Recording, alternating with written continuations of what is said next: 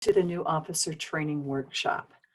This year is definitely being a challenge for us, but I know if we move forward, we'll learn how to become more creative and adapting to our new circumstances. Before we start this presentation, please make sure when planning events or meetings that you are following the university's guidelines on COVID-19, which can be found on the ISU main page. All forms for this workshop can be located on the student organization website. At the end of this presentation, the code and instructions will be given to complete the new officer training verification form. So let's go ahead and start. Today, we're going to be going over the roles of officers, reserving facilities, catering, and some helpful resources. Roles of officers. The president. Some of the roles of the president are that they preside at the meetings, they call special meetings, they appoint committee chairs, maintain the contact with the national organization. So if I ever have to get a hold of your nationals, you would be the main contact. Represent the organization. On the website, we list you as the president and your advisor as the contact for the organization. You attend the ASISU trainings, and you may complete the event registration form, which there'll be an example of this form later in this presentation. One of the things that come up a lot for me is, does the president vote when it comes to matters of the club? This information should be included in your constitution under your voting. And if you want your president to vote, that's fine. If you want the president to vote only in case of ties, that is also acceptable. Vice president. The vice president assumes the duties of the president as needed. They plan for the orientation and club retreats. That's always a kind of a nice thing to have your vice president to be in charge of something. And we find that orientation and retreats work really well under this vice president's position. Coordinates the club elections, if that's what you have in your constitution. They also attend the ASISU trainings and help with recruitment efforts. They may also be in charge of your website and your social media or an email. So if you guys needed a club email, we can set one up through the university. That email would be, it's a pretty basic email. So if you need your vice president to be in charge of that, that might be something you want to check into. The treasurer. The treasurer keeps all financial records, prepares paperwork to pay bills and dues, and this would be completing the request for payment form, prepares an annual budget for your club, prepares all budget requests for funds, coordinates fundraising drive.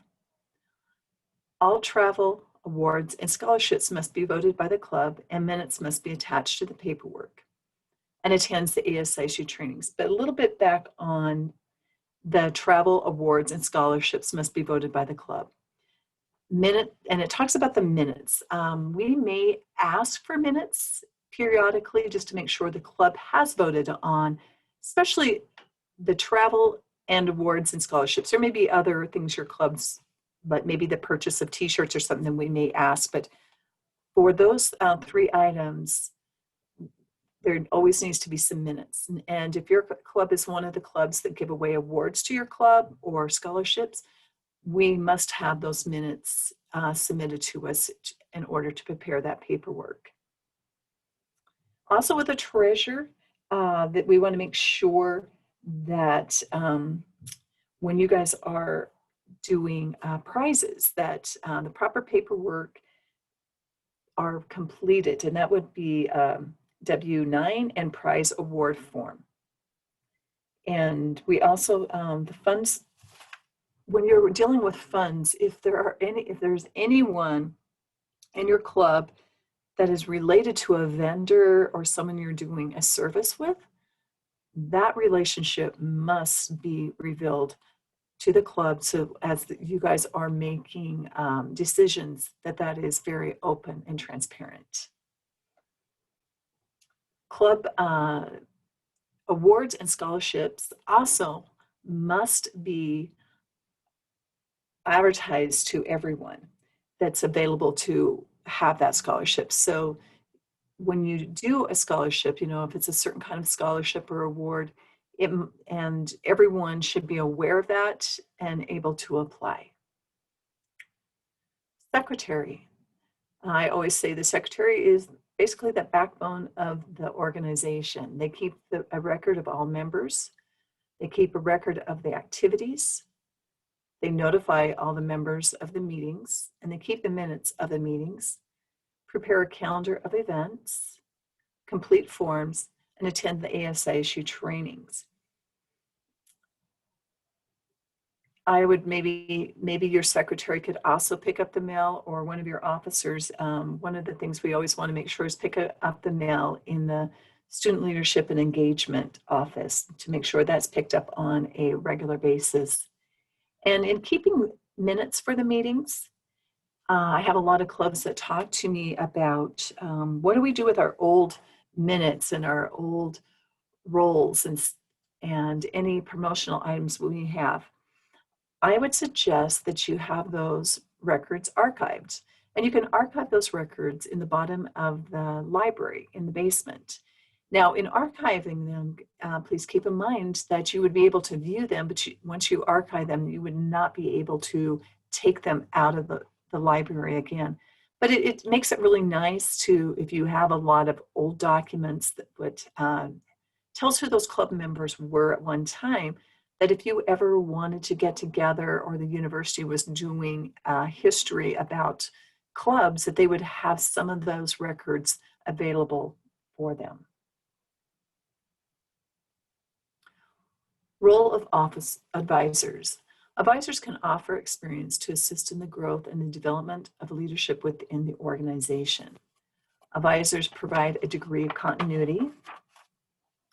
Advisors' knowledge of the university operations enable them to assist organizations in facilitating programs and the achievement of goals. Advisors play a valuable role to the club by guiding and directing students, but they are not to run the club. And I would say we have some of the most dedicated advisors here at the university, and they go well beyond their role as faculty or staff in order to make your guys' clubs run smoothly. A lot of clubs, I suggest maybe having 2 advisors, and that kind of helps share that burden of the clubs with another advisor. So, if you're thinking about it, and you are the club, are the ones who get to make that decision on who your advisors are. Once you're recognized through ASISU as a recognized club, the clubs are independent of your class. So that's one thing I always want to caution students, that they understand as a club, you're there to enhance the role outside of the classroom, but you're not an extension of the classroom. And sometimes that line can be a little blurred, but we want to make sure that officers know that as officers, you run the club. Your advisors, though, they do have valuable input because they have been there. They've seen what works, what doesn't work, and they know some of the guidelines of the university. And especially this year, where it's really a year of uncertainty. It seems like it's changing all the time for us, that those advisors would be able to really guide you through this COVID experience that we're having here on campus this year, that since it's on an ongoing change. Reserving facilities. The very first thing in reserving facilities is I need an event registration form, and that will be available on the next slide. Event registration forms are to be filled out for all of your events that are on and off campus. And for the ones on campus, if you're using the student union, the rendezvous, or the quad, please stop in at the scheduling and event service office. They would be able to guide you and let you know what facilities are available. And I'm going to be really upfront with you guys this year. It's going to be a real challenge to find any open areas to do any of our events that we have been able to do in the past. I'm also the advisor to the Student Activities Board, and it's been a real challenge for us. And a lot of our events have been moved outside, but that's not going to really help us in November. So, sometimes we can think outside of the box. I know we're looking at other facilities off campus that we are going to have to pay to rent, but, kind of think outside of the box. And, if something does come up and you want to talk to me about it, that would be perfect. This slide here shows the event registration form. It's pretty self-explanatory. The student contact, whoever in your group is responsible for that event would fill that out, and then your advisor's contact information, event name and description. If there is a cost, we would need to know that, the date, start time and end time, location, of course, and if it's in outside, is there a rain site? And those members who would be going to this event. Now, as far as signatures, your advisor will sign off on this. If you were doing food, and with this year with food, Chartwell's has been approved, but there are certain guidelines, once again, with Chartwell's. And if you are planning any kind of food, Chartwell's will talk to you about the COVID-19 guidelines that are in place to serve, or you can come talk to myself and I can guide you through those. Schedule, if it is once again, in the student union, quad, or rendezvous, they would need to sign off. Now, if this is off campus, of course, it would just be your advisor signing off, and then you would bring this into my office. These event registration forms need to be done in advance of your event. I've had groups that have brought these into me after the event. It really doesn't help us to have them after the event. When we look at these event registration forms, I'm looking, about the food.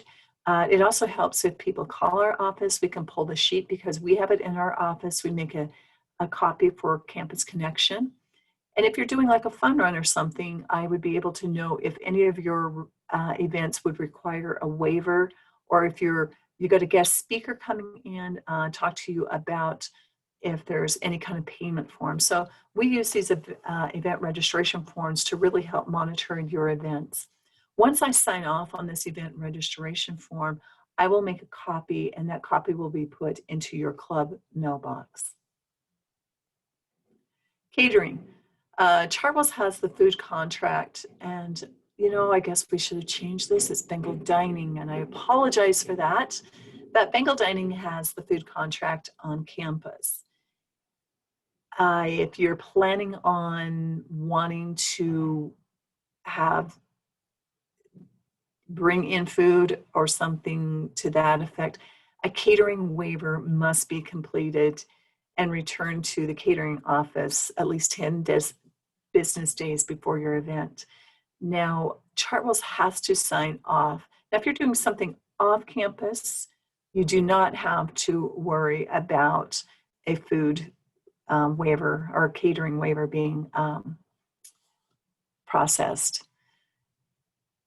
And if you're bringing in any other, let's see, like a taco truck or another vendor outside of the campus, I would need the waiver, and then I would also need to do a vendor license agreement. And, just talk to me if that's something that you're looking at. The vendor license agreements are something that I have to get through risk management, and they have to be signed off by our Associate Vice President of Student Affairs. Here are some helpful resources. You can make free banners in the craft shop. This is like old school, with a banner paper and markers, but you can go down there if you have an event. You can go down and make banners for your events. All clubs have their organization mailbox. Rental of university vehicles. Once again, your university vehicles, there is a cost for those, or a lot of groups go to enterprise. Use of the Pond Student Union rooms and space, also rendezvous. Once again, this year is going to be a real challenge because a lot of our spaces in those facilities have been taken for classroom space. So, come talk to me. A lot of groups have moved some of their events off campus. A button maker. I always like to tell people we got a great button maker. It's a real sturdy button maker. You can borrow at no cost. The only cost to you would be buying the materials for that button maker. And an ASISU, you are all assigned a senator, and that senator is there to help you, guide you through any policies or any problems that your club has, or may have some questions regarding funding or anything like that. You can also talk to your senator. Now we're going to, I just wanted to also make sure, one of the things on our, that comes up a lot, and this is just something I just thought of right now as we're doing this workshop, is on your registration form. Please make sure on the registration form that you list your members and their Bengal IDs. ASISU last year passed a bylaw that moved the membership down in Pocatello from 10 to 8, and Idaho Falls and Meridian to 6. So, please be aware of that, especially for smaller groups. That will really help you out. And make sure that those you list on your registration are ISU students, not staff or community, that they're actually going to school. I know that kind of sounds strange for me to say, but make sure that they are going to school. We verify your officers to make sure they're in school and that they're paying full fees. You would know if someone runs and you just say, make sure you're paying full fees. We have staff that take classes and they pay reduced fees.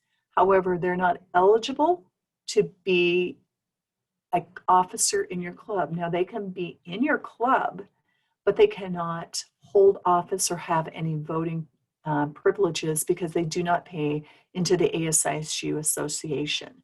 And if you have any questions on any of that, please let me know. So here is that is really the end of our presentation. And so what I will need you to do is go to the student organization website. You're going to look for the new officer training verification form. And you're going to click on that form, and the password for that form is Officer1. So that's OFFICER number 1. If you have any questions or need some help on anything, please feel free to contact my office. I know this year I'm there for you. I'm hoping, I know we all can make through it. And like I say, it's been a challenge. I can't even get together to plan an event 2 weeks out. So I'm there. I understand what you guys are going through, but I'm there to help you. And I'm definitely wanting this year to be successful for you all. Thank you.